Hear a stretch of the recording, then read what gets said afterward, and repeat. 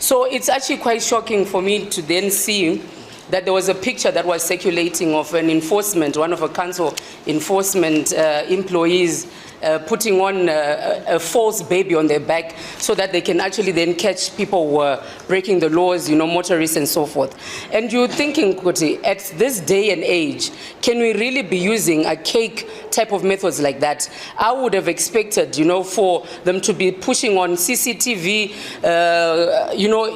more modern technologies. If you just go across the road and you see city parking, they've got a whole control room where their officials actually sit down and can pick and point all the, the criminal issues that will be happening in the city. You look at ZRP, you see now they've even gone to do a pilot stage where they're putting the employees on vest cameras. And I'm thinking as a local authority, we have standing resolutions that we actually did, that when any of our enforcement team, be it council, municipal, or the traffic enforcement, they should not enforce when they're not putting on uniforms.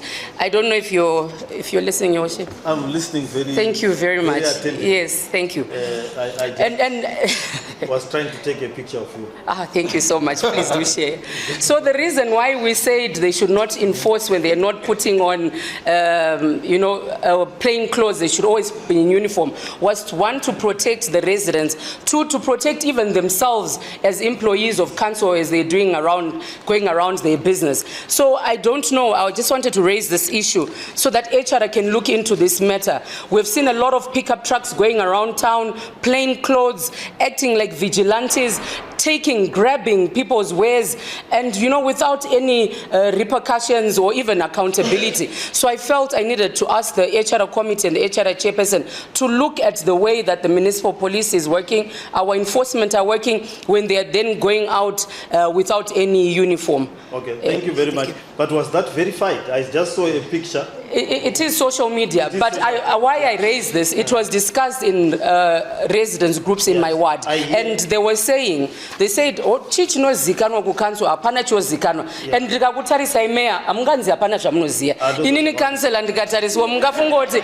apana chandinoziva here. Makanselas ese ari panapa mungati apana chatinoziva here. So nandichida kuti vazive kuti isusu as policy makers takatoita ma resolutions anototaura kuti ma employees vanoita enforcement vanofana vakapfeka ma uniform. Yeah, but what I want to say, I hear you. If that is happening, we carry the weight of what you say.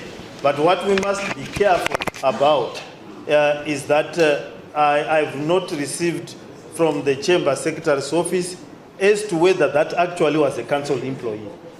Because there was a picture of a random woman who was carrying their baby, and there was no identification to say this was officer so and so who they'd arrested, the circumstances of the arrest, and so forth.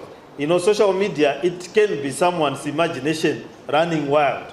I do so because I've been a recipient of such social media. Even when I'm taking phone numbers for the purposes of service delivery, people end up thinking I'm taking the numbers for something else. So that woman might simply have been standing there with a baby for the genuine reason of being transported.